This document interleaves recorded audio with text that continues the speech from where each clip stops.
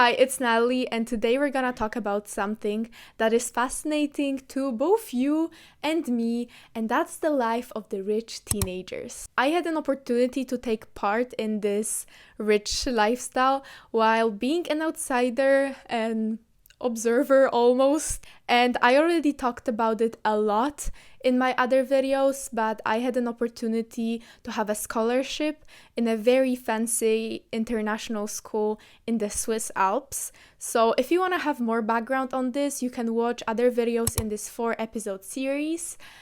And yeah, today I'll address in more detail how I felt in that school as a person who had way less money than others, and I'll analyze the behavior of rich teenagers in their own environment. I also asked some of my friends about their opinions, just so it's more diverse. But first, how do I know that I went to school for millionaires? Like, that sounds a bit extreme, no? So, okay, I don't, but I just did some math. So, the school that I went to cost $100,000 per year, but that's not even all of the costs. You have to fly there a couple of times a year.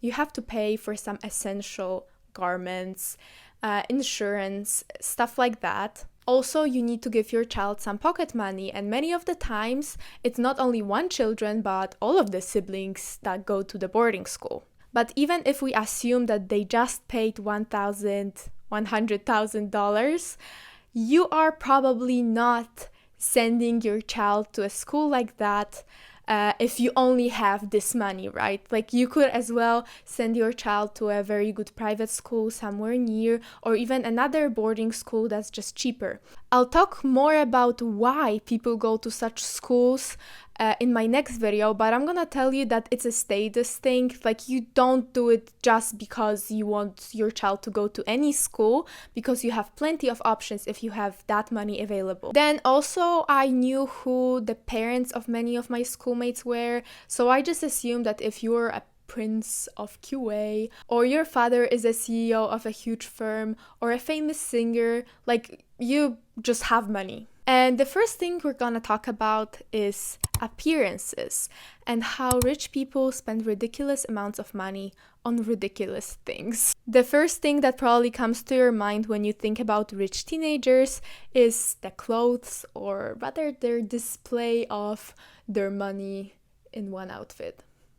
And yes, my boarding school was definitely the place where I've seen most Chanel bags, Balenciaga shoes, and Cartier jewelry in one place. But that's not everything that there is to it. By the way, did you know that this bag costs $8,000?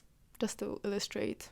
But the thing that you have to understand is that having high-end things like that in the school I went to was probably considered just normal. Like, it's normal to have a couple things like that, and people often mix them with normal clothes, or they weren't that obviously very expensive. Ironically, I've seen more people all dressed in logos in my Polish schools. There it really meant something that you could afford, like one Gucci thing. So ironically, I didn't feel like people showed off that much with their clothes. Maybe the uniforms also helped, because I just didn't see their wardrobe that often. They definitely had expensive stuff, but they weren't that obvious about it. What was more visible was the extravagant lifestyle. For example, in my school we had the possibility to go out to eat dinner 2 times a week, and most of the people I knew were using that opportunity, which, if you do the math, cost them at least $50 francs per week. On top of that, they maybe bought some snacks, ordered food to school. Generally, it seemed that they just didn't care that much about how much they spent on small things like food.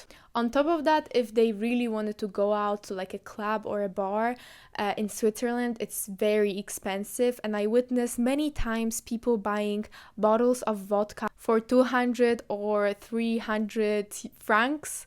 I'm saying dollars all the time, I don't know why, but it's francs, so it's even more than that. Also, I know that there's this club, Java, in Geneva, that's supposed to be like very exclusive and trendy. And from what I've heard, you need at least 1,000 francs to like have a table there, and you can easily pay 200 for like 3 drinks. This is also a place that it's known for like rich people coming there just to spend a lot of money. Like in general, you just get a bit careless when you have that much money, and when you have that much money, you also go to places that are more expensive, so you spend even more money. But what surprised me the most is that like I feel like most of the money they spent didn't go on things that were actually expensive by nature, so they didn't spend most of their pocket money on Chanel bags or stuff like that, because like most of the people I knew, I felt like they had things like that, but maybe they got it for like birthdays. They didn't buy it all the time, but like they all wasted a lot of money on like small everyday things or like going out. It was also very visible with traveling. Many of my friends went to some exotic places for holidays for a very long time. Also, they came back home during the weekends, sometimes to a different continent. Of course, I've seen some big splurges of money, but they were more occasional. So things like having a couple of 1,000 francs to spend for your birthday, or going home in a private jet, or going on a date to Dubai in a private jet. This is an example that didn't happen in my school, but I've heard it from a friend. But I mean, this is pretty obvious. I just wanted to give you examples on how their lifestyle looks like, and now we're getting to more like interesting behavioral things. This video is sponsored by me and my Skillshare course.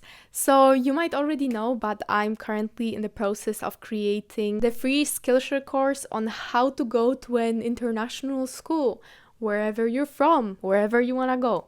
So if you want to know more about it, down below you can click on the link and sign up to my newsletter, and I'll send you the info when my course is out. But yeah, for now, let's get to real sponsors of this video. So first, let's talk about the differences in behavior of the rich teenagers compared to normal teenagers. And my friend summed it up very nicely.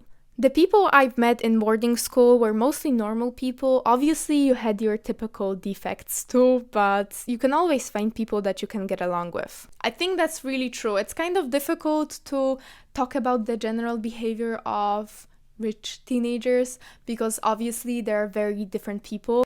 And you have people who like never study, just go out, party, don't care about anything. And then you have people who actually care about their career. They want to become doctors or like, I don't know, have a business. But there are some general themes that I've noticed. Firstly, generally in my school, people studied way less than like scholarship students. I think it was mostly due to the fact that people who went to my schools weren't like getting there because they had good grades or they were good students. Anybody could get in if they paid. So that's just the result. But also, I think they could afford to be way more chill about their education because they simply didn't have to worry about it. The crucial thing here is that if you're a rich teenager, half of the things that normal teenagers worry about, they don't apply to you. Because if you don't get into one university, you can go to another. If you don't get financial aid, well, like you don't need it. You have a lot of financial support from your parents and you can fall back on it when you have troubles with your career. You don't have to worry about having a good job to support your family. So I think that changes a lot in your attitude. Also, I noticed that they generally demanded way more from school than they gave to it. Like I often had the sense that they almost expected teachers to do the homework for them. I feel like they almost assume that it's the responsibility of the teacher to teach them, not like theirs to study. But that's not all the people. Like as I said, probably the most interesting thing that I've noticed is that many people that I talked to looked up to their parents or wanted to have a career like their parents. which sort of makes sense because in their view, their parents are very successful people. So they have someone close to them that they can look up to, but many of them just wanted to study the same thing as their parents did. So usually like they wanted to have a business. Also, I've met a couple of girls that wanted to be just like housewives and have a family and take care of the family. Which surprised me a lot because I haven't met anyone who would say that before. But if you think about it, that also might be something that they just took from their house, because that's the family model that they sort of know. So this is how rich people acted in general, but many of you might be interested whether the school makes difference between students that have a scholarship and students that don't. And the truth is that it actually does. I mean, it was rarely said explicitly that you are a scholarship student and therefore you need to be working harder and we demand more from you. You can't make mistakes. You need to be perfect. You need to listen to us. However, there were instances like that. Like I remember a girl was kicked out from a library because she was like talking or something, and the teacher shouted like, "Oh, you're a scholar, how can you act like this?" I don't really remember now, but I know there were instances like that. But mostly there were just like subtle things we couldn't do. Like for example, we couldn't use a coffee machine in like the cafeteria. You could go there in the breaks and have a snack, and there was also a coffee machine and we couldn't use them. Also, I remember when I came to school, I was given my uniform, and after some time I had to pick my ski uniform, so I had to go to like some place and like get it. And it turned out that even though I paid for the uniform just as anybody else did, I got a used uniform because I was a scholarship student. I don't really care about their ugly jackets that much, but it was kind of like humiliating a bit because I didn't have all the sizes and I had to pick a jacket that was too small for me. So yeah. But probably the worst thing of all is that some parents did not want their kids to go to the school with scholarship people. Like I remember there was this weird situation with the girl who came to our school only with Louis Vuitton luggage, like literally. And then she didn't like the school, and her parents said something that, oh, they didn't like how there were people that didn't have the money in the school, and she disappeared after 2 days. Probably it wasn't that simple, but I've heard it a couple of times, and the whole model of Le Rosé, another school that many people are interested in because it's like the most prestigious school in Switzerland. They didn't have a scholarship program for a very long time, and my guess is that it was on purpose, not just to get more money, but also to like enhance this status thing that nobody who doesn't pay can go to the school. I also heard things like, oh, maybe scholarship students should wear different uniforms or something different just to show that they're scholarship students, as if nobody knew about it. Like, I mean, if you go to a place like this, even when people don't show off the money that much, you still somehow know who pays and who doesn't and who's the richest.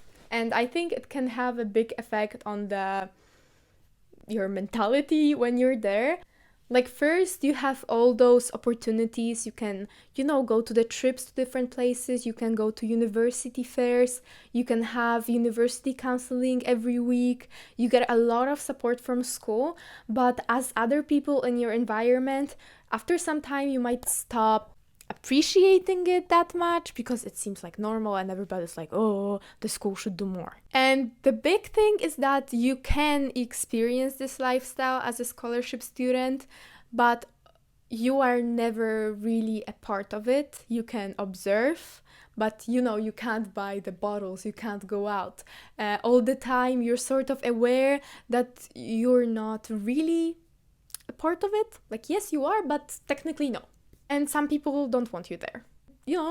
Maybe you should dress different. It's very easy to get jealous because obviously, like, you want all of those things that they have. You want to be able to go somewhere randomly on the weekend to go to any university, you start to get more greedy.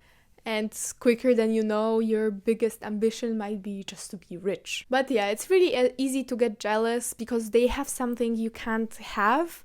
And I experienced that myself, and I do realize that it's stupid to be jealous of that because it's not really them who has the money here. Like, it's just their parents who have the money, and ironically, they might be more dependent on their parents because of their money than you and I will ever be, unless you're rich. Because of all of that, it can be really difficult to fit in sometimes because what defines this community is money.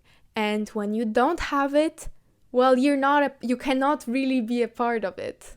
Obviously, everybody has a different experience, and there are different schools, different people. You can really be able to fit in, find great friends, and just be happy there. But you might have problems with that. And I'm not gonna lie, that was a part of a reason why I resigned from the school. Like, just this feeling that me and some people in the school had a completely different mentality. Of course, that was just like a part of it, but yeah.